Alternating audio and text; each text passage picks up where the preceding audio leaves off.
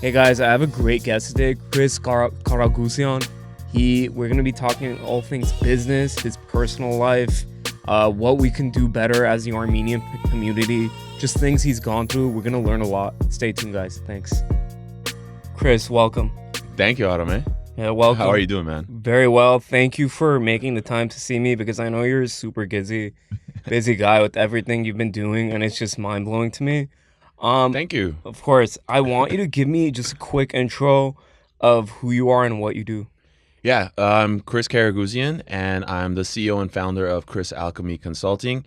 It is consulting for entrepreneurs that really want to scale their business with AI systems and a blueprint that I use for my exit from Help with My Loan, which was $1 billion lending software company. And of course, mindset. Mindset habits that I've done that is so successful for me, and then teaching them some healthy habits. So they get, I think, the trifecta of what it takes to be successful, whether you're a 7, 8, 9-figure business, looking at scale, I'm the consultant for you. Yeah. So you mentioned mindset. Yeah. In business, do you think raw intelligence is more important or is mindset more important? Oh, I mean, that's a great question. I think they go hand in hand. I've met some very unintelligent, successful people in business, but they just have a killer mindset. It's not necessarily the intelligence that got them success. They just know every day, this is my schedule. This is how I stay healthy. This is what I don't need. Like, it's very mindset. But I've also met some very intelligent people that don't necessarily have that grit, right? Intelligent people sometimes can be sensitive, overthinkers, anxious, procrastinators. So it's like you got to find that right balance. So I would say if I had to pick one, mindset. Yeah, intelligence is great. Doesn't lead to always success. That's just from my experience of what I've seen in my 24 years of this world of real estate, banking, FinTech, AI, entrepreneurship, investing, and people and clients I have. Absolutely. Yeah. So Help with My Loan. Yeah. I mean, my baby, your baby. It's been gone acquired. To college. Yeah, it's gone. It's done everything. But absolutely, I want to kind of track it back into its early days. Beautiful. What made you even come up with that concept and start that business? Was it like one of those shower thoughts, or you about to fall asleep or something? No. Complete opposite, man. It was. So Jack Artinian, my co-founder at that time, and he's gone to do such great things right now, and he has big projects coming up ahead on his endeavors now, which is exciting. And it was, him and I met at US Bank in 2015. So long story short, 2017, we're both getting recruited to go to different firms. We were very close. We were the number 1 and 2 guys. So he had told me he had bought helpwithmyloan.com 10 years prior to meeting me. I thought it was a great name. It was, who doesn't need help with their loan? Right. HWML. It was already spinning. The wheels were spinning back then already. Logos. I thought about the penny, makes you trust, affordable, right? I was already going there on that lunch conversation. We were just shooting the shit. So then I said, hang on. And this is the question that changed everything for us. I said, Jack, have you ever thought about going on your own? Are you sick of this bullshit in this industry? Right? No matter where we go, the banks, to me, are the same circus, just run by different clowns. Yeah. So we were going to go to, and people thought we were crazy at that time, right? He's going to go get a bigger, 6-figure salary. So was I, and we were going to have these bonuses and probably make anywhere between $700,000 a year easily at that time. Right. Wow. And we just kind of said, and he said, yeah, I've tried it, but I didn't find the right person. He's like, what about you? I was like, no, I don't have anyone in my network that wants to be an entrepreneur. Everyone, and I respect that. Everyone wants to be, work there 30, 40 years. And then that's it. So we kind of said, okay, let's talk about this, And then later that day, again, this is all signs sometimes from the universe, man. I follow Gary Vee. Love him. Shout out Gary Vee. Unbelievable guy, man. I mean, accomplishments by far, unreal. And just so raw and real. And he's a good, he wants to see people win. And he's genuinely. He's genuinely genuine. And it's hard to find people that successful that are genuine, right. So that night, after this lunch, we were going to say, let's think about it and move. I saw a video, which is in one of my reels. I shared it to help people that this was the reel that I saw later that day after that lunch with Jack that said how I would do a side hustle while I kept my 9 to 5. I was like, all right, dude, talk about the signs of the universe, right? Life-changing lunch. Then I saw that video later that day that is literally saying, keep your fucking 9 to 5, if it's in the same world, which we're creating a software for banks and brokers. We're like, dude, we can bullshit our job still and build this thing out. Keep your 9 to 5s, give up shit from 5 p.m. to 2 a.m., which we did. Like, Jack and me are hardworking people, dude. We had easily, like, we can skip the invitations to the Laker games, Kings games, bars, watch this TV show, watch this shit. So I sent it to him. I'm like, dude, check this video out. And we said, okay, cool. Later that week, we created the milestones, and then we didn't take those jobs, and we, in 2 months, built the company, launched it, and then literally from July 2017, we launched it, to September, we hit revenue goals, we hit our milestones we needed, and then by December, I was kind of like the scaredy cat at that point. He was ready to quit his job and do everything and invest. I kind of was still like, oh, fuck. What made you hesitate at that time? I think when he was so confident and he just showed all the proof is in the sand, bro. We've hit the milestones, Chris. Like, what's the worst that's going to happen, I guess, is like you go back to your 9 to 5. And then my other investor at that time, Gus Rodriguez, he's the CEO and founder of Boulevard Estate Properties. He wanted to invest in the company. He was going to set us up the free office, all the expenses we wouldn't need to take on as a startup. Everything lined up. I just said, all right, like, let me take the Christmas break. I'll get back to you guys. And yeah, like January came, my head was clear. We did it. And it's kind of weird also. It's like the date I gave the 2 weeks to my boss at US Bank was literally the date, January 8th. I always remember that, is the date of my biological father like passed on that date. So it's always like a memorable thing, and it was just huge kind of I didn't plan it to do it that way, but it was a time when he wanted to meet. So everything lined up for it, man. Those are the things sometimes I tell people, and I'm coaching people, is like, you're asking for it, it's showing up, it's on you to act. Like, it's kind of not to be cheesy, but that's what I tell people in my slogan. It's like, plan, act, and achieve. So if you're planning and you start seeing things, you got to act on it. So if I didn't, I have no one to blame but me if I didn't choose to do the quitting of the job and pursue and trust Jack and Gus. So, do you think most people get stuck in one phase and they don't move on? Yeah, hell yeah. What is the but phase? you can't blame it. Like, what do you mean by phase? Like, as which in phase? the plan, act, achieve. Is okay. like, do they fear? Yeah. I mean, that's normal, right? Like, we're all scared. Shit happens. You don't know. I didn't know this was going to happen the way it did. Like, we planned it. We had the 7-year plan of, hey, here's what we can do. Da, da, da. But yeah, it's like, I don't know, man. I don't want to BS people to say like there wasn't, like you just heard me. Like, I had everything in front of me, and I still was like, right? Because I'm so used to the 2-week check, the month, and that's the system teaching you, you'll be fine. But yeah, fear, I think, is like thing. But I think I trusted everyone around me. I'm a religious person, so I prayed about it a lot. I trusted my family's advice, my 2 investors at that time, Gus and Jack. Yeah, and I prayed and just said, now or never. At that time, I looked at it this way. Like, I didn't have kids. I had my financial responsibilities that were going to be covered for 6 to 9 months from the company. So I said, all right, it's like chance of a lifetime. 6 to 9 months, I don't have to worry about my bills even. They're going to be paid. Jack and me had the revenue, the financing we got for the company, and we both invested money. We covered ourselves transparently. Like, what's your expenses every month, bro? This. Great. What's mine? This. Good. Let's get to work. So I think when you plan everything now, you got to act, right? Like, we set up everything the right way. And that's what I teach entrepreneurs. Don't just jump in sometimes. Like, validate it. Validate it. Like, without quitting your job and putting a shit ton of your life savings. You hear this all the time. Like, on those bar rescues. Oh, I've invested $1 million of my life into it. And before they even, like, dude, crawl before you walk. Right. A little bit. Yeah. And then when you walk, then learn to jog. Don't go running real quick.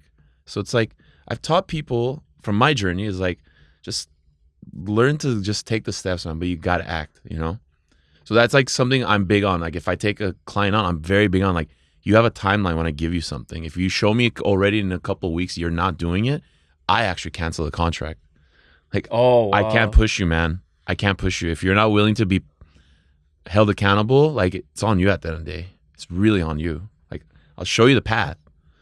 Some people aren't they're not made for it. And I give them very respectable advice. Like, we're going to cancel the contract because this is what I think you should do.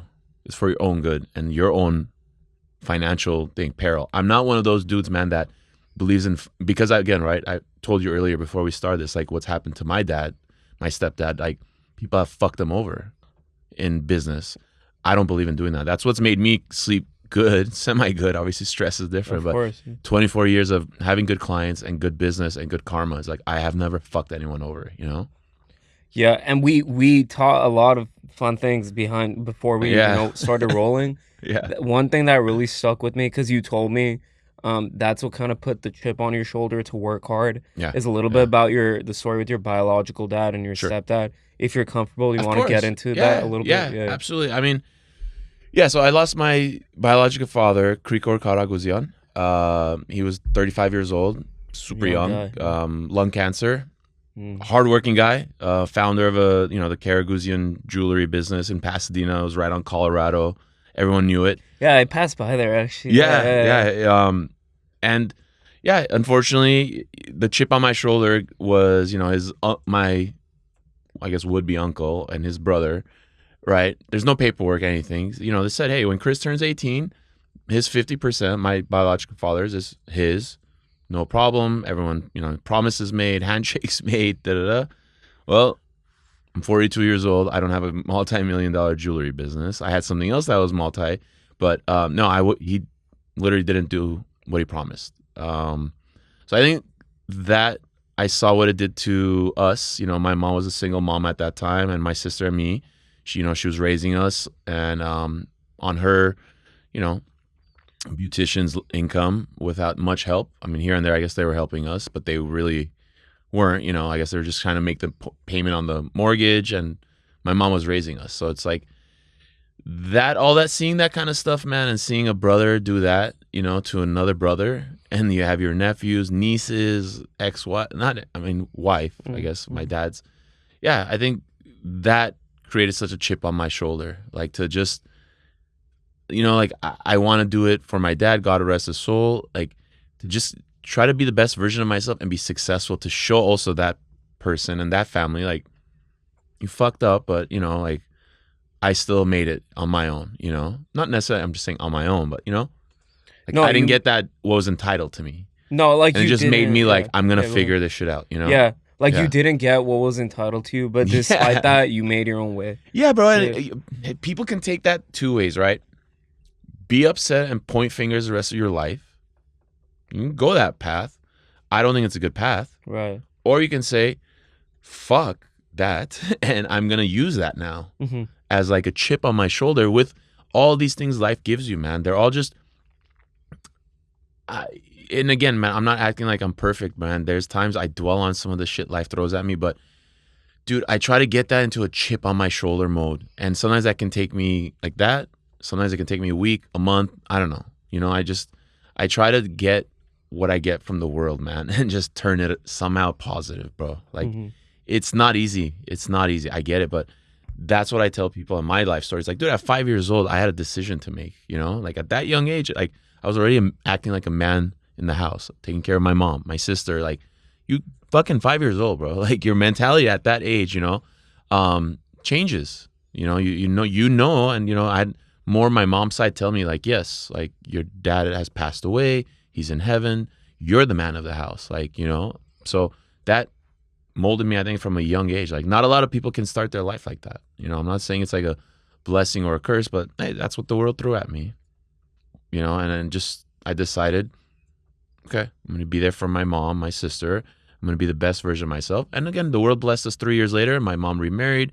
Amazing stepdad that has taught me so much in my life, dude. And this has been the rock of our family. He's gone through his like financial peril, and I've seen that, and I've endured, and we've endured as a family. So it's like, bro, like life is just continuously going to be trials and tribulations. It's never going to be perfect, man. It's really not. So, and then when you accept that, it gets a little bit at least easier. Yeah, absolutely.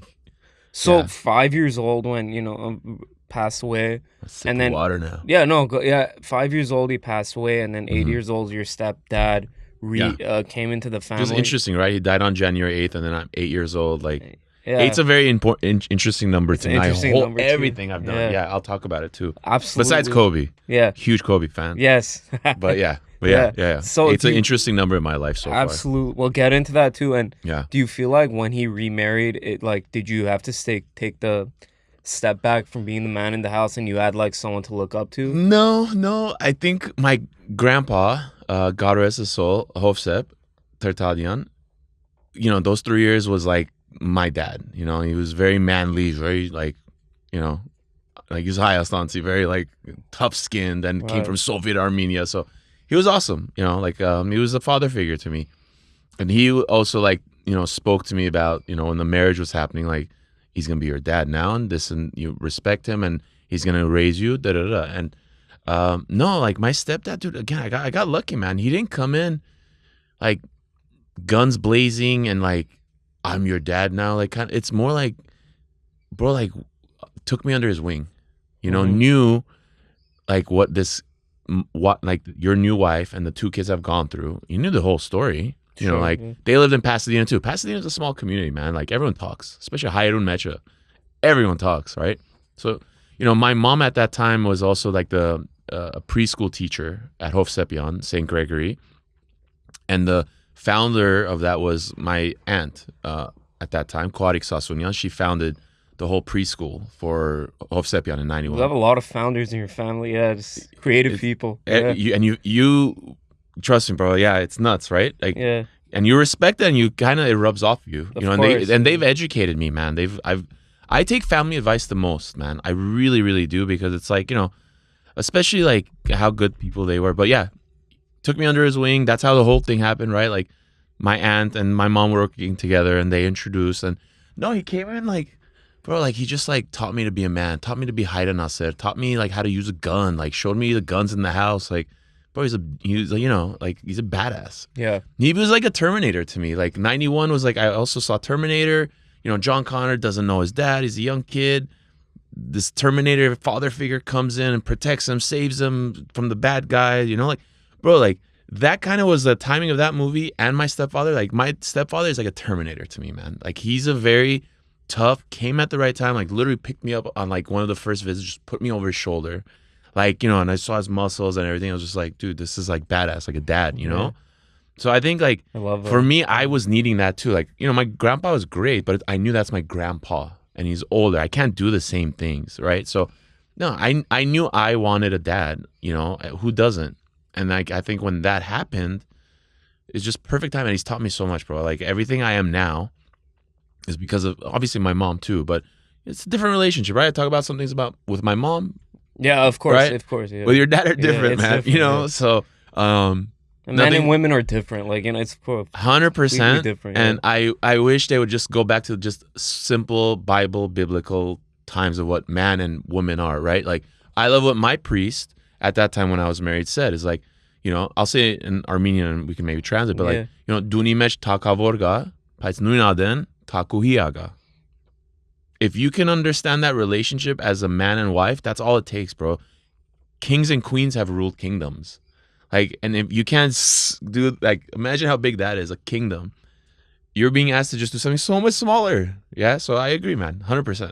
Yeah. 100% on it. But yeah, that's kind of like my journey, like already 8 years old, of what I've experienced, what's come to me, and how, like, I reacted to it. So it was like great. It was great, man. Let's say have you ever thought, like, let's say the money was given to you, the what if factor in life? Yeah, like if that money was given to you, do you think you would still have that drive or no? I don't want to think that way. You don't want to? I can't. I am an overthinker, man. It's something that's, I change every year. I pick 5 goals. Overthinking has been on my like last 3 years. So it's like, again, right? Like, I'm not gonna act as Mr. Know-it-all perfect here, but yeah, I don't like to overthink. I'm working on it myself. That's one of the things for sure. But I don't like thinking that way for sure. I just don't want to know what could have happened, because this is what's happening now. Right? Yeah. The what if, it's like, own your decisions. I think that's for sure. Like, that's one thing I've gotten very good on myself. Is like, I don't blame anyone. I don't try to play Mr. Victim. Like, I just look at my decisions and I get better at it. I go, dude, you've made some bad decisions and that's why some of this is happening. How do you get out of it? How do you get better at judging this? How do you get better at making decisions wiser, faster, stronger? And then see if it's not working, pull out. Yeah. You know? Yeah. So love that question, man. But yeah, who knows? I need to guess. kind of maybe in a take that. parallel universe, Chris is, I don't know. Yeah. Maybe like, you know, everything just happens for a reason, dude. Like I can't dwell on it, man. I mean, the business went under. They bankrupted. They ruined it. Karma got to them. There's so much bad things that has happened to that family, unfortunately. So I look at it that way. It's like don't think like sin is just completely rewarded. Sometimes it may take a long time for that sin to be punished. And maybe you don't even see it in your lifetime, right? Like I think Armenians, we still struggle with seeing the fucking genocide recognized. So, but yeah, no, I just keep living, man. And I just like, you know, I just let it go. No, I really Yeah. could feel it because when Yeah. you came out of the car, you know, when we met before, you were just like, "Hey, man, like, what's going?" You have that live. I just came from a funeral and you just too, came man. from a funeral. Literally, I really was, like, appreciate it. My barber of like 20 years, man. Yeah. God bless him. His partner, Benjamin, like Rest in peace. rest in peace, bro. 2 years of like liver and colon cancer. Yeah, Fought, bro. yeah. Fought and fought. They were at my wedding too, man. Like they were both like Alfonso and Benjamin together were at my wedding. Like the sheer thing of their faces when they're like, what is this wedding? Like, bro, nonstop, you know, alcohol, food. It's the first Armenian wedding experience for them. I'm like, you know, I'm like, how do you dance? I'm like, light bulb, bro. I'm like, pretend you're changing light bulbs. Like, that's all you got to do. Right. So, yeah, man. But yeah, unfortunately, it's just, you know, it's life though, man. Yeah. It's just, it's such a trip. It goes, bro. It just goes. Like, literally, my morning was Sophie, 8:30 in the morning, me and her chill. You know, my ex-wife picks her up like 9:10. Then I get to Barry's boot camp, 9:40, workout, come home, shower, shave, get ready, go get flowers, attend the funeral, you know, amazing service. You know, I was there for Alfonso, spoke to him, did that. And then, you know, I tried to push it to 3:30, but then you're like, you can't. I'm like, I respect that too. So I said, cool, like, I can still make it easy. And 2:45 I was there, but. Which I appreciate. Thanks, man. Yeah, no, I mean, but I really wanted to do this because I really enjoyed all the podcasts you've done. And me and you have talked, we vibed. So, yeah, bro, I mean, you know, I'll probably grieve more later for him, you know, and me and him have my haircut next Friday. Yeah. We'll talk more on August 8th, which is, again, right? 8. Another 8, Weird, yeah. man. Yeah, it's life, bro. But yeah, like, I was vibing when I came in, I guess. So. Yeah, no, I was saying when you opened the door and say, hey, man, it just seemed like you had life in you, which some people, when you meet them, they're kind of more toned down, but you were toned up, you know what I mean? Yeah, appreciate it. I mean, trying, bro. I mean, it's trials and tribulations, man. You know, like this was like a very cool thing I had on my calendar and was looking forward to, you know, because it's like the things in the morning, like, you know, it's tough still for me to see my daughter leave. It's tough to go do that workout. You don't want to do that workout. It's tough to go see someone that was so healthy, so great, get fucking cancer out of nowhere. Guy doesn't like drink, doesn't do drugs, doesn't do shit. And you just caught him like that, yeah. Rest nuts, bro. And like built, buff dude, like happens, you know, like yeah. And then this was, I was like, it's like great conversation. I knew it was gonna be fun. I know it was gonna be like different sharing and different like therapeutic conversation. And I think like it's going back to what I was saying, like, bro, just like through the circles of life, bro. Like, look what I've gone through already just on a Saturday. You know, like in one day. It's one day. Not even a full day. Not even a full day. Who knows what might happen still, right? Like, I don't know, but it's nuts, man. It's crazy. But you just, I think this is the entrepreneur part that is tough. Some people can't handle this. Like, they might not be able to have, like, I'm not saying everyone's a single dad divorced, but like, bro, like the emotional part of your kid leaving, workout, go to a funeral, emotion, and then come here to commit to really bring like your A game to it, man. Like, and I am, you know, I'm being very genuine about everything. Yeah, you are. I think just the connection of conversation is like natural with you. Yes. Right. Yeah. So, and then continue on the rest of the day with some errands. Yes. So when you were help with my loan. Yeah. What was the most difficult part? Was it getting financing? Was it getting I actually people have a to reel believe on that. in you? Or, go ahead. 1,000 no's. I had 1,000 investors say no. And the most grueling, fucked up one was, I won't give this investor's name. That's not my style. They're in Venice Beach. Give you the location. We'll leave it there. We'll leave it there. They were supposed to cut a check. They were going to be a seed funding. And I've done the due diligence. I've done the meetings and meetings and meetings. I'm supposed to come on a Friday. before COVID, right? This is like 2019, so Sure. worst traffic, right? No problem. 12 p.m. meeting. I'm like, all right, how long are we gonna be there? Oh yeah, 30 minutes. Dude, it turns into a shit show. Like the guy is like not believing in the product, is grilling our numbers, grilling this, and I'm just kind of like defending it, but at the same time, like, isn't this supposed to be a check cutting? Like, Yeah. I thought we've gone through all this, but I don't know. Maybe he's having a bad day, or maybe some of his investments, I guess, tanked. But at the end, he's just like, yeah, I think we're gonna pass. Like just casually like that, gets up, leaves. That's how cold and brutal investors can be. And you're just kind of like looking at the other founders and people you've been talking to for like months, and they're just like, tail like, sorry, Chris. That's all they can say.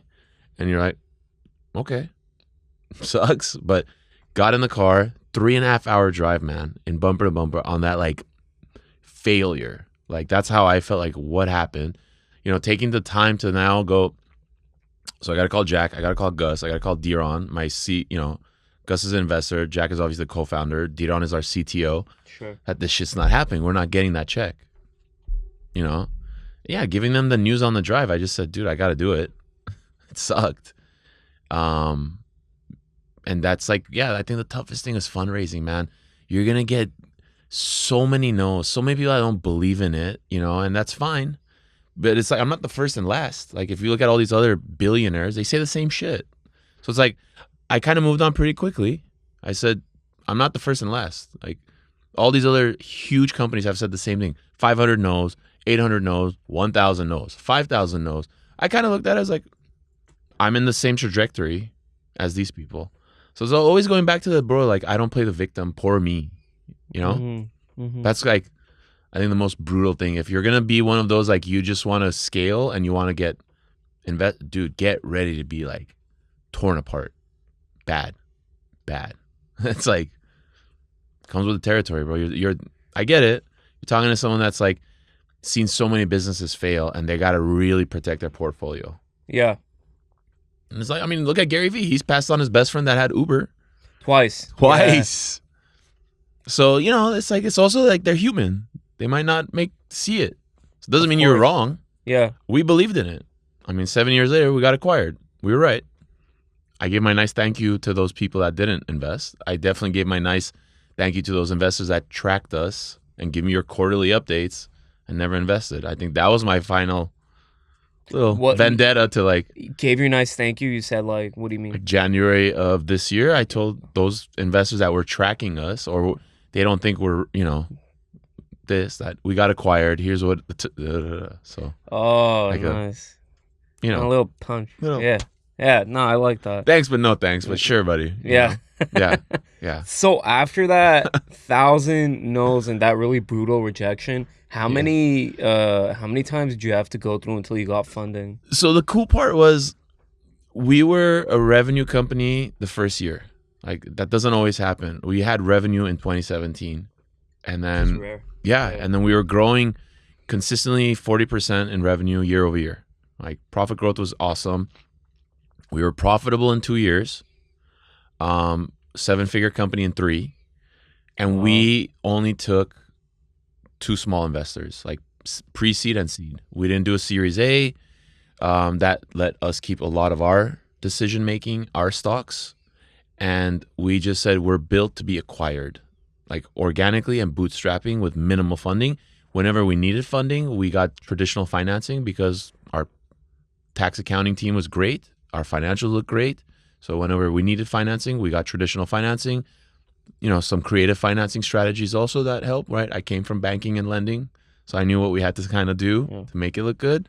You got to play the game, right? Like if you want financing, you think these banks are going to just help you? No, you got to know how to look financeable and make yourself financeable to get the funding you want. And that's kind of what we did. We didn't go to the Series A route because it also was like life happens, man. We weren't the same co-founders in 2017. So much life happened to us, right? Like your personal life, did it change you, or all what do of you us, mean by that? all of us, marriages happen, kids happen. I'll talk personally in my case, right? Divorce happened in my case. Yeah. I almost died in 2021. Right. Had to recover from that 9 months, run a business. A product that we were working on 2 years is about to go live. Like I'm literally in a hospital with tubes, things out of me. I'm still having laptop to do shit. I can't even talk because there's no voice left, you know, and then still running a business. And then, yeah, I think we just all decided in 2023, like, we can't keep working 80, 90 hours. We can't get the Series A because those things aren't attainable. We're not willing to go sell our souls, you know, and we all have different lives now, right? It's like 7 years, things change. And, you know, to those companies that get to Series A, Series B, Series C, dude, I know the sacrifice they put in. I respect those guys, man. If people just hate on those, they shouldn't. Can you give like a quick definition of what that is for the audience? So like when you're fundraising, there's rounds, right? Seed and pre-seed are like you're a baby startup. Look, think about it like you're a baby, right? Baby Walks is doing good. All right.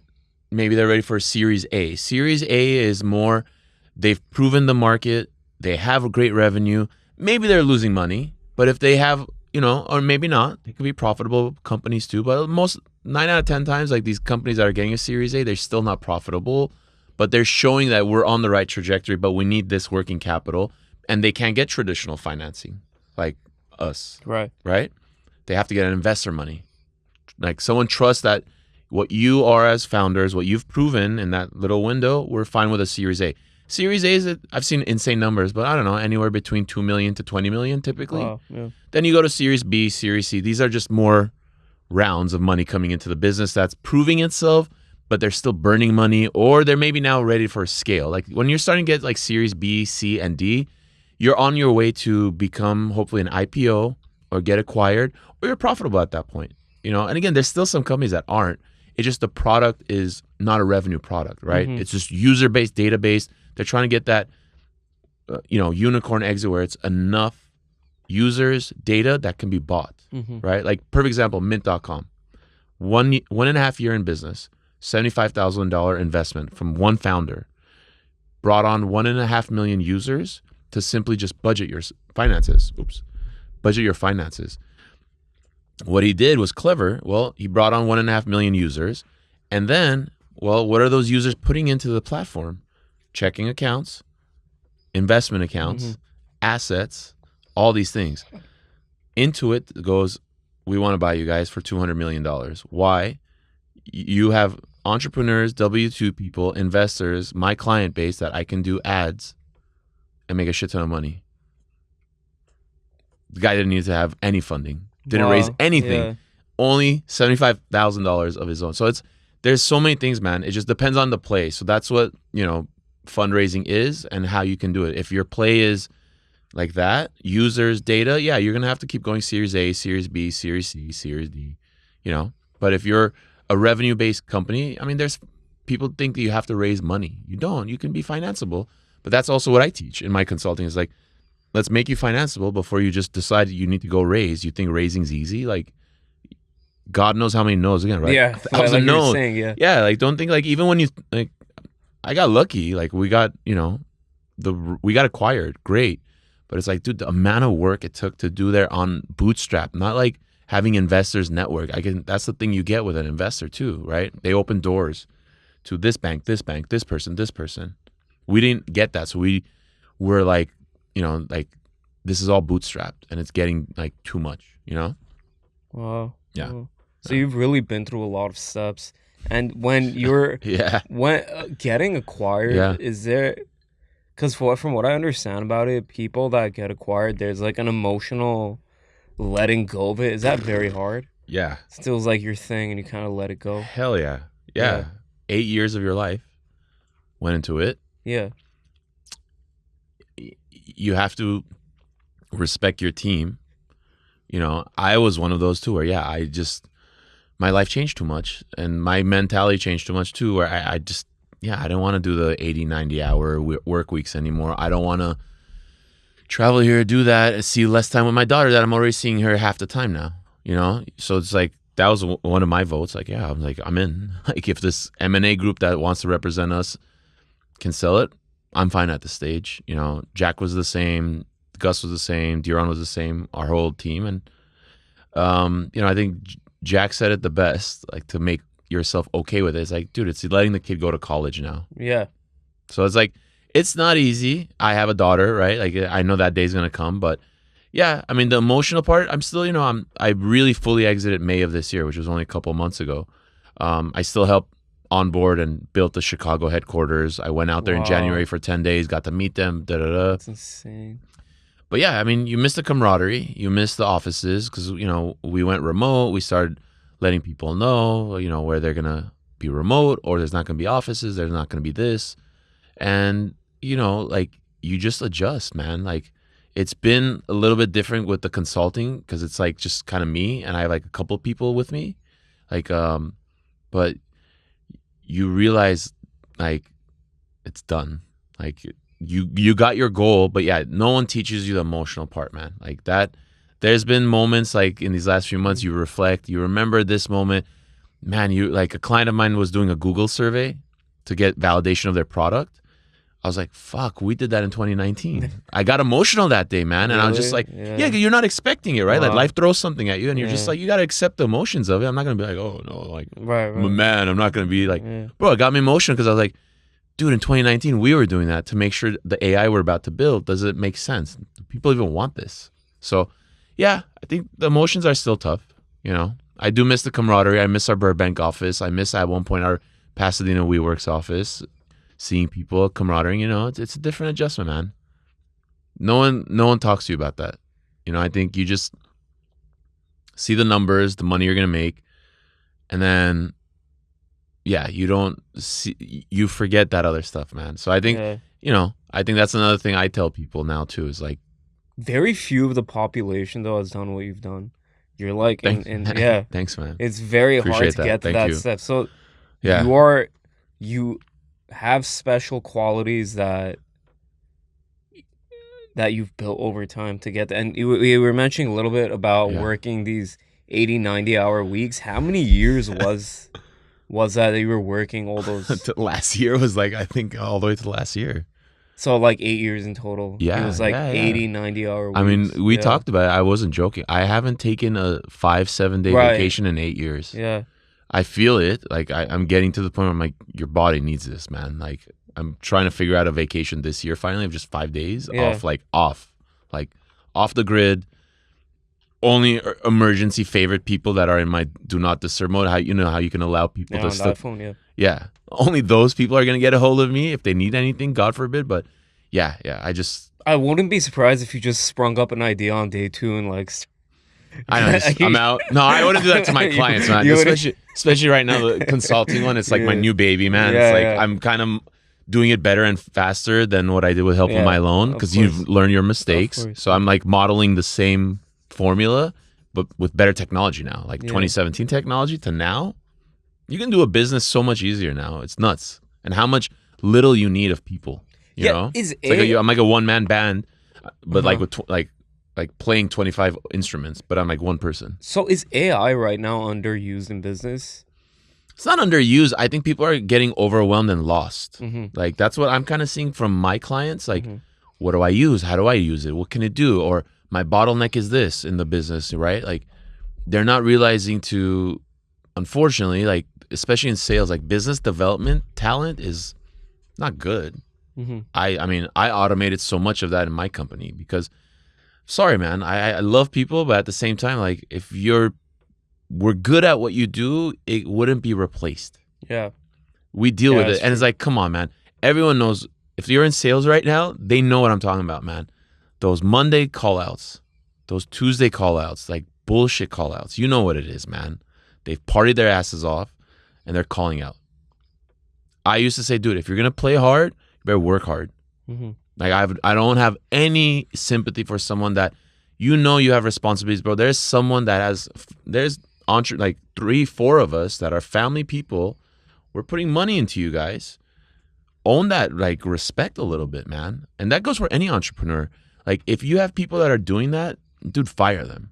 Like if you're gonna be on Sunday, Monday, Saturday, and you're drinking your ass off, you're doing all the drugs you want, fine, fuck it, do it. Show up to work Monday, dude. Like that's what AI is replacing. Is like, sorry, I don't need to worry about people like that. So they replace the low performers? Low performers and that whole world. Like I'm never gonna hire business development people. I have AI systems that will do the texting that they bitch about. They will do the email follow-ups that can take 3, 5, 8, 13 fucking times. Won't bitch about it. Mm-hmm. They will book it and put on my calendar. They don't show up. They'll redo that process, the AI. Bitch, complain, or I didn't do it. Which one would you want? Right. Like, that's what's happening. Like, seriously, that's what's happening, man. And that's what I get so frustrated with when I hear this from entrepreneurs of like tolerating when I see what I see. Like, I already walk in, see this dude like that. You see this person like that. You're like, I can already tell you what's happening in your company, and you're just allowing it. But yeah, AI business development is like my biggest thing in my proprietary software I give my clients. Like, it's going to lower your expenses easily, man. Like, minimum like 7 to 10 grand a month, depending how big you are. But, you know, give or take 30-40% off your bottom line. Mm-hmm. Of like, and then you're making money. Those are appointments and leads you're paying for. They're going to finally come on your calendar. They're going to finally turn to sales instead of you wasting your time on this talent that's like, yeah, there's just a different entitlement in people right now, man. No one wants to work. Why do you think that is? Do you have any idea why or opinion? Everything, man. I think, you know, the family structure isn't as strong as it used to be because everyone, you know, it's like, especially depending on the state you live in, both parents have to, in essence, work, create the income, right? Like, gone are the days, I think, right now that you can be on a sole provider. Oh, that's right. Gone. Yeah. So you're fundamentally already breaking down what you can teach your kids, toughening them up and this and that, right? Like things like that. So I think there's that softness in society in general. Maybe just in America. I haven't gone too much overseas, obviously, in 8 years. Like, I haven't vacation. So I'm just talking about America. I mean, could be different because like my tech team, for example, was in Europe. Fucking fantastic. And compared to any talent in America. So I can at least definitely say like European talent when it comes to tech, way better than America's. You know, some people might not agree, but that's just what I saw. And I'm actually using them for another project and building another app and like should be live in 2 months. So I'm excited to like announce that soon. I think that's one. Two, dude, they're just lazy and like out of shape. They're not working out. They're not eating right. Like, I don't know, man. Like, there's just this like, get off your ass, bro. And like, you can do something and it's so much easier for them, man. There's so much technology now. Like, what do you need really? Like, plug in a system. It's going to do all these things. Get up and just do shit. Like, that's really just what it comes down to is like, get up, do shit. You know, and I think I'm not an anti-drug person, but like, dude, I think the pills, the drugs, everything that's so easily accessible, man, it's fucking people up, man. I mean, I firsthand see it in people. They're on prescriptions and things that, you know, like they're just medicating and this, it hurts your drive. It hurts your energy. Like, the side effects are real, you know, like people like are just like, I don't know. I think there's just too much like self-medicating and not doing it the easier way. I mean, the harder way. I'm sorry. It's not harder, which is eat right, work out, go through the motions of life, man. You know, like, and it's so accessible, right? You want weed? Pop into any store. You want this? You pop into that. You know, I think there's certain ways to enjoy something recreationally, but I think it's just being so abused. Yeah. You know, and I think that's why talent's tough. Those three factors to me. So what do you, okay, that's great. Great way to break it down. Yeah. What do you think as an employee is like, that's a good employee? What qualities does he or she have? So I don't do that formal like questions when I was interviewing people. Like, I don't like go through like, tell me your strengths, tell me your weaknesses. Oh yeah. I just did like simple questions like, why do you get up every day? If they can give me an answer and like I can kind of hopefully read it right, you know, I've been bullshitted well. Yeah. Unfortunately, I have a video that said like our $500,000 mistake in the company where we hired talent, didn't work out. But I try to start with that. Like, why do you get up every day? Mm-hmm.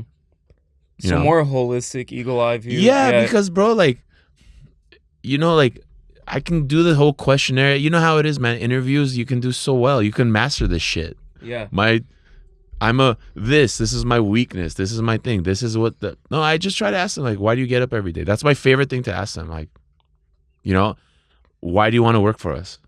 Like, I want to know, have they done research about us? Mm-hmm. You know, or they just saw base salary, commission, I'm in. Yeah. Like, why do you want to work for us? Like, I want to know. Like, tell me. You know, so it's like kind of like us, like how we're just talking. Like I try to create that comfort, you know? And then I think my third one is like, then I give them the, let me tell you how your day's going to be. And how do you feel now? Because shoot them straight. This is how your day could be sometimes. Da, da, da. So I would always start with those three and kind of gauge it. And that's when in the first 10 minutes, I know like, am I going to continue then asking some of the other HR questions I got to ask legally to ask? But yeah, I love starting with those three. Okay. Yeah. No, I like that. And that's more transparent. I feel like so many companies are on such bullshit. And I mean, the banks are going to be like really corporate-y. Yeah, they're just they're too big where they can't ask like that kind of stuff. But I think more like entrepreneurs, the tech world, the more, you know, not so big yet, but they're big. Like, you know, I'm sure they have some holistic things they can still do, you know. But some of these old school, like 200, 300, 400-year companies, they're dead, bro. They're dead inside. They're just your plug and play, bro. Yeah. It's like, you know, like a wheel. Come in, die, go, next. They don't care. They're not, they'll bring some technology. They'll bring some things. Like people always ask us, like, I don't get it. Why didn't the banks make this technology? I'm like, they're fucking idiots. That's why. They don't care. Like, I've given these ideas at certain banks, like, of help with my loan. They didn't fucking do it. They were like, why do we have you then? I'm like, well, you have me to go get you business. We built this AI to read financials to do this shit I didn't like to do. Like, read financials, put it in a spreadsheet, spend 2-3 weeks to get a no, demotivate myself, and then be like, oh, fuck, I spent 3 weeks on this deal. It's not even a deal. You know? Yeah. So it all depends, man. Yeah, those big banks, like I said earlier, man, they're just the same circus run by different clowns. Yeah, absolutely. And I agree. All they are. And I think a lot of people are beginning to see that. So, yeah. So I want to get a little bit into, we talk a lot about your business life. I want to get into your personal life because I think that's equally as just. Let's have some fun. It's crazy. It's fun too. Yeah. So in 2020 was. 2021. 2021 was when you were about to literally die. Yeah. Can you go into a little bit of what happened there? Yeah. So it's like a two-parter on my Chris Alchemy Consulting too, but this I can actually spend more time because we have time. So it's just great. Of course, sir. Yeah. So this was when, you know, COVID was happening. I got diagnosed with the Delta variant, which was funny because that Friday morning when I woke up with symptoms, I was going to go get the vaccine. So doctor's like, nope, you have symptoms, can't get that. Quarantine, blah, blah, blah, blah, right? There's no medicine yet. There's no real, what do you do? So, you know, she said, take these vitamins every day, rest. You know, all the symptoms were terrible, man. Like, you know, and I get it, man. Everyone has an opinion on COVID. I'm not here to defend those opinions, but it wasn't the flu. For me, it wasn't just the flu. I agree. Yeah, I was also overweight. Granted, I was 276 pounds at that time. So precondition, I know, was worse. On the 8th day, my brother was bringing food, right? And then he sees me. He's like, you know, taps on the window. He's like, bro, like, you look yellow, you know? I'm like, what do you mean? He's like, you feel okay? I'm like, I've had tightness in my chest all morning, you know? And I was like, okay. I go look. I'm like yellow, like this. Wow. Like bad. Okay. And because I hadn't checked my oxygen for like an hour and a half. I was just kind of waiting and relaxing because I know my food was coming. I was kind of getting hungry too. So then she's like, go check your oxygen, right? So I go check my oxygen. I'm down to 89.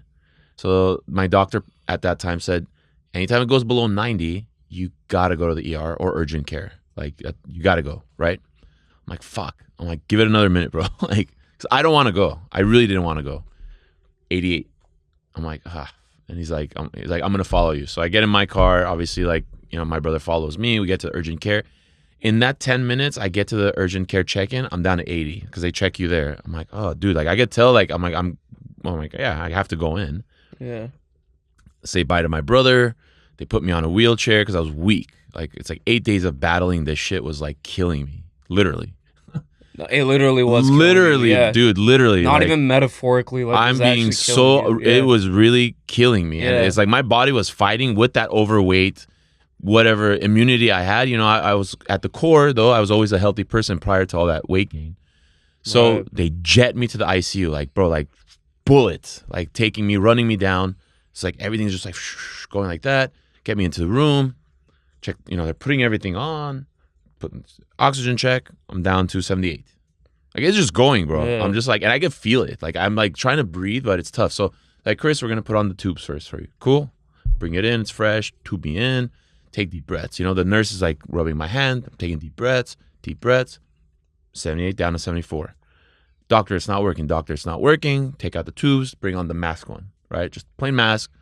Put that on. By the time they're putting that on already, I'm down to 72. Like, it's just going, dude. Like, it's just tanking. Right. Heart rate at the same time also. So the heart rate was already like high 80s when I was there. I was already down to low 60s by the time that second mask was on. So it's like, now you're, like, I see it. They're keeping me calm, but I see the numbers. It's like right here. Like, I see the oxygen going like that. Heart rate is just going down. And I could feel it. Like you're just starting to get like woozy. Second mask is on. Deep breaths, Chris. Deep breaths, Chris. Doing everything. Jesus, yeah. Tanking, bro. Like, you know, like, nope. So they bring on this insane other one when it's like a mask like this and a bag like that. You know, they're just like getting it fucking on me. They put it on me, and then like I look over because, you know, I'm trying not to look, but I'm like, I'm gonna look. Like, is this working? Like, I'm staying calm, but then I look to the left. You know, the oxygen at that point, by the time they got the third mask on, was like low 40s, man. I think it was like 42, 43. Wow. Heart rate was down to like, dude, fucking 38 at that point. Like, it was just like, you see that like in the movies. And then like, dude, that's when like I stopped feeling her hand like rubbing me. Like, that was the first thing I noticed. I'm like, and I could see her doing that, but I'm like not feeling it. I'm like, okay, keep breathing, Chris, because that's all they're saying. Then her voice, the three other people in the room, the voices just got like far. Like, bro, I'm talking about like, we're here. Right? There's three people in a smaller room than this. Yeah. Right? And it's just me, just distant, like miles away. That's scary. And then like, I just felt that's when like my head tilted back. Like, I just started like I couldn't even fight it. Like, it just naturally, you're just like going down.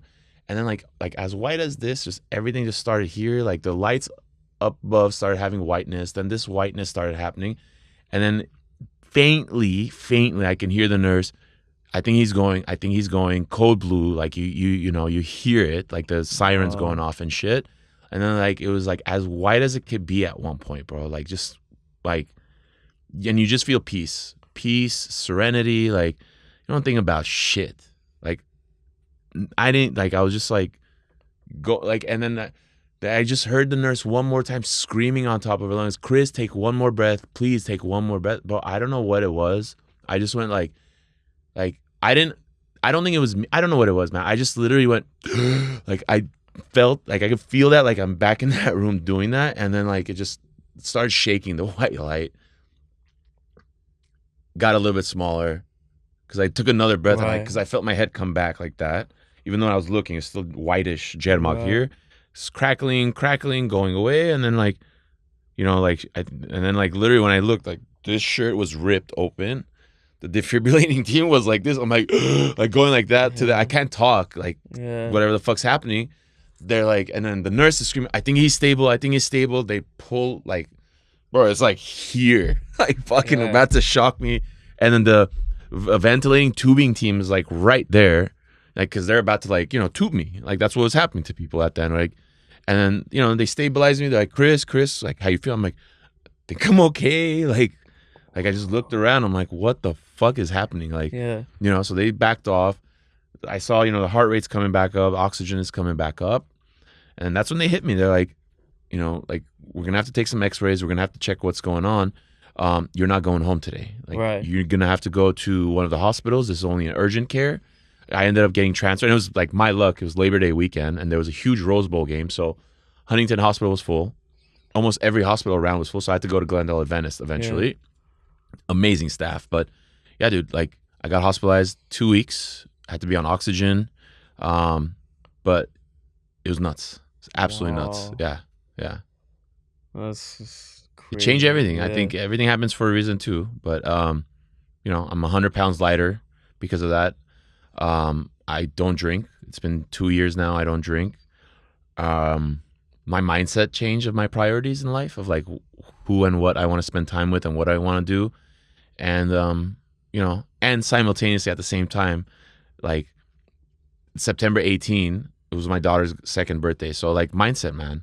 Like, of 2021, right? Of 2021. She's going to be 2. Yeah. I didn't want to miss that. It was, like, so big for me. Sure. And that's all I thought about. I didn't give a shit about the business. I did what I had to. I still had my laptop. Don't get me wrong. And my co-founders don't think anything wrong, but they were saying like, you're insane, you're still working. But like mindset, like the doctor came in, he's like, I don't know how long you're gonna be here. That's on you. Like he was the one that said it's your mindset of how you're gonna get out of here. Yeah. So then I was like, well, I want to get out before September 18th. He's like, why? I'm like, it's my daughter's birthday. Like I want to get out before then. I got out September 16th, 2 days before. Nice. I had to be like carried in with the hospital stuff because I still couldn't like really like be strong enough to walk. But yeah, like, you know, I battled and did everything I had to those 2 weeks. So that's why I tell people like, bro, sometimes the work is so hard and you just want to give up, but you do it, right? It was like 15 different medicines I was taking daily in that hospital. Different tests every couple hours, every x-ray, every blood clot test, every oxygen test. Like, dude, for the first 3 days, like, I was fetal. Like, people had to come do things for me, not to be gross. Like, I mean, as simple as like realizing, bro, like I can't fucking wipe my own ass. Yeah. And you realize like these little things we take for granted, like it was taken away from me. Like I was like 3 days of that. Like I said, dude, I'm gonna get out. I'm gonna get healthy. If this is truly a second chance, God, like I'm not gonna fuck it up. So it's like, do you think the Lord gave you a second chance? I think so. Yeah. I mean, I was at like, I mean, as white as like these. Yeah, that's like the end of life, they say. Yeah, like when you see the lights. Yeah. I was going. Wow. Why? I mean, we'll find out later, I guess. Right. I can't be like fake and say, oh, I think this is why. No, I think of it's to course, help yeah. people. Yeah. Because my mind really changed of like what I want to do the rest of my life, you know, and the success I wanted through help with my loan changed because I just like, I don't know, I just kind of wanted to do more for the people, you know. But and then I realized like as the exit was happening, like, is this the time finally to do something where I can give back to people? You know, it's a financial risk. Obviously, I'm investing my own funds into opening this business, among other things. So it's still a financial risk that I said I want to do it. If it's like maybe this is why, I can't say definitively, but maybe this is why God gave me that second chance. Sure. Why I changed things around in my mindset and my healthy habits of life to help maybe more people that need to hear my story maybe or see like you've gone through so much, right? At the same time, right, I was still like running a business, going through a divorce. I'm in the hospital. Like I got out 2 days before my daughter's birthday, bro. Like IVs, oxygen masks, like everything. There's videos of it, man. Yeah, all of this is like we're sharing it. Like you'll see the videos of me trying to blow the candle out with my daughter, like, you know, because it's like I barely had lungs. Like they showed it to me. It had created full pneumonia in my right lung, filled up the lung, right lung, done, like fluid, 100%. That 8th day, like it had filled 90% of my left lung. I was on 10% of a lung that 8th day. So it's like, you know, I also appreciate that the doctor at one point, as brutal as he was, said, you were 10 minutes away from your life. Like whatever you experience, you're here, you were 10-minute difference. Like you wait 10 more minutes at your house, you procrastinate 10 more minutes or whatever you were doing to get here, that was you would have died. You were on your way for a respiratory. I mean, think about it. I came to be with literally the guy defibrillating team like inches away. I could feel the guy still like fucking right here and like that guy. So yeah, man, I just did the work though. Like I just realized I don't go poor me, right? Like I think about like why did this happen, this and that. I look back, I'm like, I think I needed to go through something like that. Sometimes when I look back, like again, right? Like be real with yourself. I know my healthy habits that I wasn't doing. So sometimes I just go, bro, maybe this was God's plan to put you through that to, you know, as they say, right? God will shred you down to 1,000,000 pieces, but build you up to something stronger. Right. So I kind of looked at it as like, I don't know maybe where I would have been if that didn't happen either. Would I have still been fat? Would I have had a heart attack one day because of those unhealthy habits or lack of healthy habits? I don't know. Right. So going back to the what if, I don't think that way. I just look at, you know, you look back and evaluate. I go, bro, like I look back at my life now, like maybe I really needed that, you know, and it's like, you decide what you do with that now, right? You do something bigger for yourself or you go back to those old habits. So you did some people go, oh, I'm unstoppable, bro. I almost fucking died. Let me go party my ass off. Yeah, I didn't do that. I didn't do that, man. I realized, what am I going to do now to continue? Because I lost 35 pounds in those 2 weeks. So I was like a COVID diet cheat, I guess. So I was like, all right, I'm 35, pounds down. his family was shocked too because no one saw me for 2 weeks.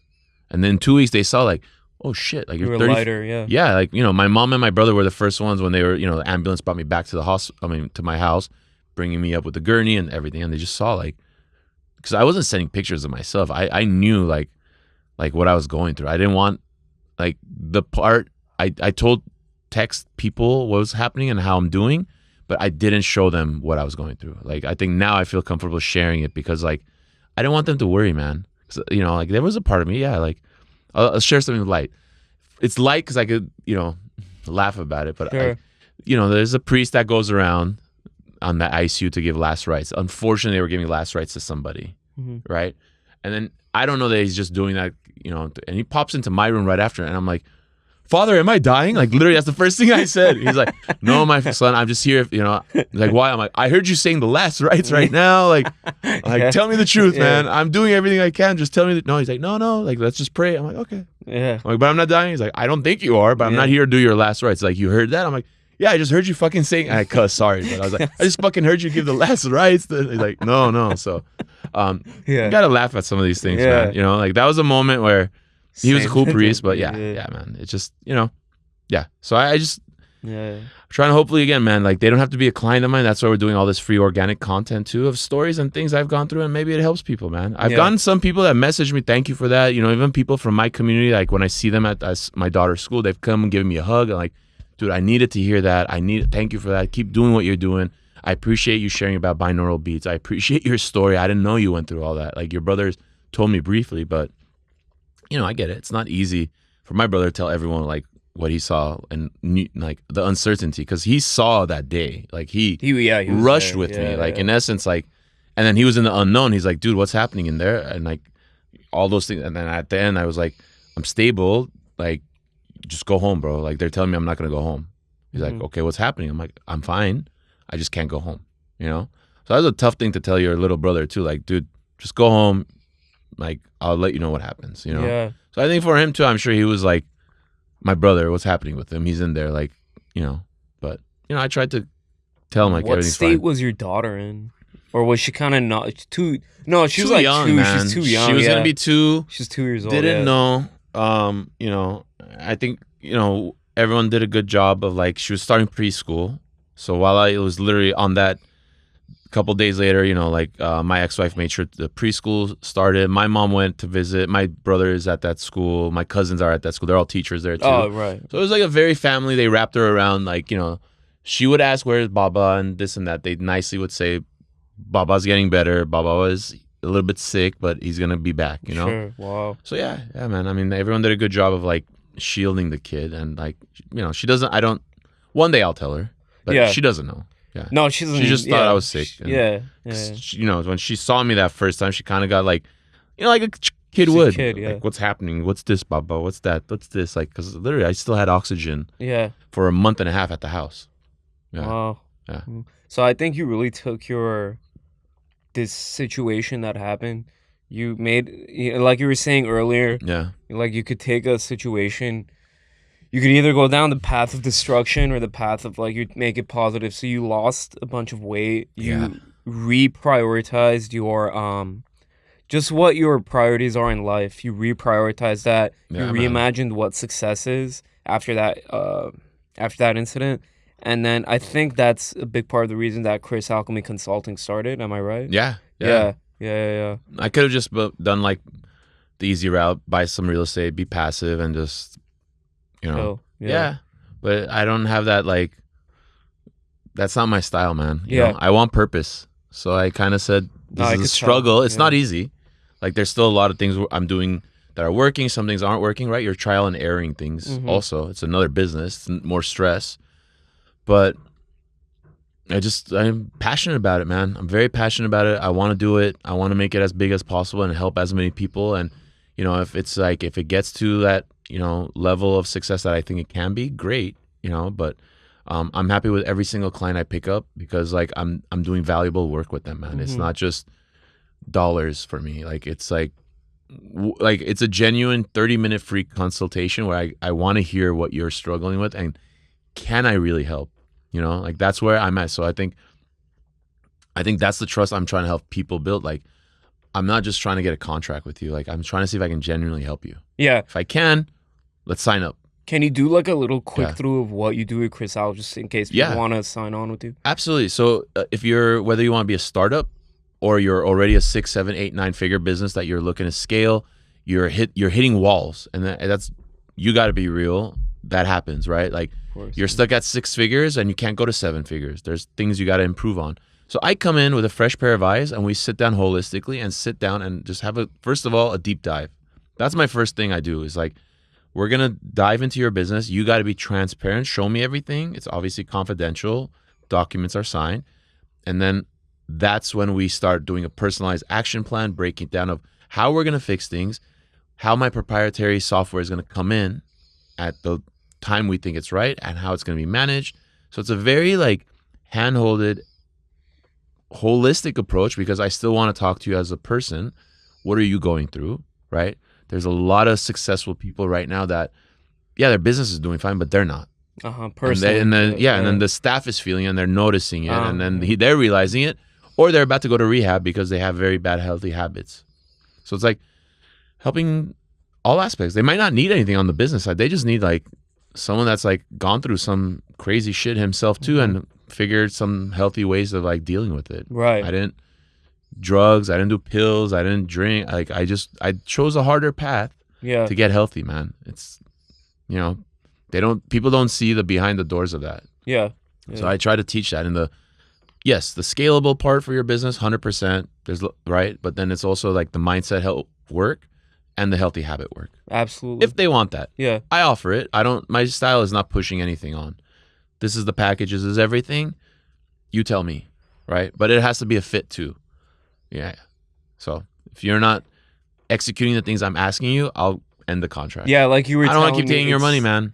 Yeah, it's so they have to. There's other consultants that happily will take those. Right, they have to want to do it. Yeah, you're not gonna force it out of them. No. They have to want to do it. You have to. Yeah. Like, then why am I here? Right. Like, that's kind of how I'm like doing it. Yeah, it makes me less money, but it's like I feel good about it because it's like I'm taking on people that want to do this work, man. It's everything in life is work, right? And then as the saying goes, choose your hard, right? Oh yeah, big thing. Yeah. Yeah. Life can get easier, granted. Look, right? But I don't think it ever gets just easy. Life can get easier, but it's not easy. Right. I think I've read so many successful people and they all say the same shit, man. The moment you can just accept that life is fucking hard, life is just gonna be challenging, and it can be less, you'll be fine. And that's kind of like the things I've accepted, man. Like I've gone through challenges. I still go through challenges. I still have my rough weeks, months. And then you just get up, bro, and just get up and just do your things that are working, and you just fight through it, man. That's the only thing you can do. Like, what's the other path, right? Like, your weaker option is what? Like, the path drinking of yourself. destruction. Yeah, destroy yourself to either you overdose or you fucking are drunk and you drive and you kill yourself, kill someone else. Like, like, it's hard, bro. It's hard. And it's like, you also have to look at the world itself. Like, it's not run necessarily by the best people. Yeah. I mean, that's another topic. I agree with you. But no, I agree if with you on make that, sense of like, okay, the chaos that, and again, not getting too biblical on people, but no, go ahead, man. The planet is like, Earth wasn't God's final plan. It's not promised, his kingdom, his heaven is promised. And unfortunately, this planet, like the more and more time goes, like it's corrupt. It's corrupt and it's sick. You got to navigate through it and just believe that, bro, it's like corruption is real, and it's become so like apparent that even the good don't even fight it anymore, man. Yeah. Like, you can talk about governors, politicians, war, famine, all this crazy shit that's happening, man. But the peace you go is like, well, those people that die from it, and we hopefully they're good people, they're in paradise, they're in hopefully a kingdom of God, Yeah. That's the peace I with it, with all the fucked up shit you see. I mean, especially as Armenians, we just saw what happened in Artsakh like these last couple of years. Yeah, in 2020 was so. Yeah, I get what's happening with Palestine. Yeah. It sucks, but it's like, dude, we're also like, Armenians have gone through so much, man. We have a lot. Yeah. And we talked a little bit about our off camera a little bit. We talked about Armenians, and I want to know what's your take on, as someone who's successful entrepreneur, done very well. What is it that Armenians could probably do better in your opinion? Unity. For the love of God, man, just unite. Like, it's just, do you think it's too much division? I mean, what is it? We have 17 political parties? Yeah. For what? What are we worldwide? 10 million? 12 million? 11. Yeah. 11 million. Okay. Yeah. I mean, for God's, I'm not saying America has it right. They have 2 political parties for what? Like 200, 300 million people. Unite, bro. I just wish they would just unite better. We can do so much, man. The creativeness we bring now in tech, there's so many great successful entrepreneurs I've met in tech that have exited way bigger than me, or they've IPO'd way bigger. They're not part of the Armenian community as much because they don't get recognized as much, or they're not being brought in. Their opinions, it's a little bit of like, unfortunately, I think we all have it. It's historically has happened. All our great kings, great commanders, they've been betrayed. They've been killed by Tavajans and traitors. I mean, not to get political, even I think as recently as the Artsakh war and the current prime minister, I think he's a Tavajan, and it's an unfortunate story. Because we raised funds for Artsakh, my company. We went to Artsakh right after the war. Wow, really? Yeah, okay. yeah. We raised around $30,000. It helped 200 families for 6 to 8 months of living. Mm-hmm. We raised 80 soldiers worth of equipment, and at that time, my friend Avo, we flew with like the prayer of God. Like, we don't know what's gonna happen. Of course, yeah. We were at border checkpoints, Russian soldier, Azeri soldier, Armenian soldier, and we went to each family. But yeah, as they used to call him, Pashu Oğlu. That's what the Artsaksis would call him.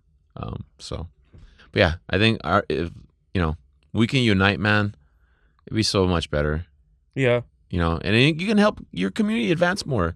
There's so many struggling Armenians and entrepreneurs that want to be successful, but we just don't have there's so, go to this nonprofit, go to this nonprofit. Like, there's so many nonprofits also that are trying to do all the same thing. They don't even talk to each other. Like, if you're doing this for entrepreneurs, for this, you're doing cool. Why don't you guys start a yeah, man. I mean, other races have figured it out. I don't know why we can't. Right. And I think we have what it takes because we've been through so much, and we do. We have a lot of intelligent, capable people. I just don't understand. Battle tested, man. We are very battle tested since the beginning of time. Yeah. And it's we're capable of a lot. I don't know where this disconnect is though, I think it's a lot of it is what you mentioned, honestly. Yeah. It's just thing, man. Like, it's so funny. Like, we're the first nation to adopt Christianity. Right. But we don't practice the basic principles of it. Right. Like, we do the Armenians, again, nothing against, but like, going to church doesn't make you religious. Right. Like, making your hajj doesn't, like, it's practicing it. It's like, doing it out. Man, doing the things to like really be religious. Like, I love our Armenian church, but me personally, like, for the last 2 years, I've been attending Mosaic in South Pasadena. Right. I've heard very different church, very different priest, very like able to bring what like the quotes are, but to real time and to really change your mindset also. So I think that's one thing. Like, I love our Armenian church, but I love the songs. There's certain songs I love hearing it, like, whether it's like Haidmer or Dervo Ormia or, Surpa Savads. I love hearing those songs. I get goosebumps hearing those. But sometimes, the sermons, depending on the church, like, you sometimes are just like, I don't get like the connection. It'd be cool to like unite and practice what we were the first to adopt Christianity. Right. No, absolutely. Yeah. But even that's getting phased out in Armenia. But yeah, I've noticed because I was in Armenia like a couple of months ago, and you noticed things changing. How was it? It was good, but are certain things like what you're talking about getting phased out? Yeah, it is. There's a good tech boom going on there right now, so I think there's a lot of potential, but there's drawbacks too. So yeah. We interviewed for like tech for us. They were good. I think they've gone way better. A lot, yeah. Yeah. It's made a lot of improvements. At that time, they weren't so strong in AI. Right. Yeah. I've been there so I went to Armenia twice, 2014 and 2025. 2025 is a world of a difference. It's gone a lot better. I'm not saying it's perfect. There's issues, but it has gotten better. So I was like, it's good. Yeah, I haven't gone for 4 years. Yeah. Yeah, I did 2021 for a couple of days before we went to Artsakh, and then I went 2015 for the 100-year anniversary, and of course System of a Down's concert. Like, Right. I gotta put. You gotta go and see it. Yeah, fuck. I love those guys, man. Yeah. That band is Yeah, they're awesome. Yeah, you were telling me about like you really like their earlier stuff from From what I remember. We were because I'm 42, so you know I've heard them since '95. Yeah, you know these younger kids now, you know, they heard the more, you know, like hypnotized, mesmerized era. Like my brother grew up on that more. Yeah, I kind of would introduce him to like Toxicity and like System of a Down, like, and then Steal This Album. Yeah, I loved that. That was my favorite era. It was like that '95 to 2003. mm-hmm. You know, seeing that really heavy stuff of theirs. I love what they've done for the Armenian community. I mean, they're the. They've done a lot. Yeah. I don't think there'll ever be another Armenian band like that. I don't know. Yeah, It's like 4 Armenians. They made like one of the biggest bands without selling out. Like, you know, they're not on MTV. They're not on this, but dude, they do global tours. They do everything, and it's like insane sold out. You know, but yeah, I love that band, dude. Yeah, they're awesome. I mean, it's not just because they're Armenian, but they're good. I just remember hearing it. Like my friend had burned their CD and played it for me in high school. I was like, I heard Sweet Pea for the first time. That riff that Darren did, that and then just goes into like I was just like, you know, I was just like a kid, but I was like, what the fuck am I listening to? Because I've heard other, you know, I would listen to Metallica, I would listen to like other shit, like, you know, I've grown up on like Motorhead, Ozzy Osbourne. That was great. But I was like, this is so different, dude. And then they're like, oh, bro, they're Armenian. I'm like, what? What do you mean? Like, they're Armenian. Yeah. And then that made me even more proud. But genuinely, yeah, the music was what, like that riff. I'll always remember that high school room. He played it. That riff was nuts to me, man. Amazing. Yeah. Just Sweet Pea. Anytime they play that, I fucking love how Darren plays that, man. It's nuts. I love it. Yeah. Yeah. Okay, awesome, man. If I were to keep you here, I'd have you here till like tomorrow. But appreciate you, man. Thank you for having me. This was great. No, of course. I want you to go ahead and go look into the camera. Tell me where can people find you. They want to get into contact with Alchemy Consulting or whatever you want. Go ahead. Yeah, guys. So if you are looking to scale your business and, you know, AI automations and then create some healthy habits and, you know, mindset coaching, you can go a couple of ways to find me. First of all, tons of free content on Chris Alchemy Consulting. I'm on Facebook, Instagram, and LinkedIn. And then if you want to learn more about me and just the website, chrisalchemyconsulting.com, you can book an appointment. It's a 30-minute free consultation just to sit down. We do it virtually. I can do it in person also, where we will just talk about your business and see if it's a right fit. And then we would move on to one of my packages that I offer on chrisalchemyconsulting.com. So, Ottoman, thank you, man. Perfect. This was great. Hopefully you'll have me back. Absolutely, yes. So thank you guys very much for watching. Check out the links below to get into contact with Chris. Like, comment, subscribe. Thank you guys. I'll see you at the next one. Peace.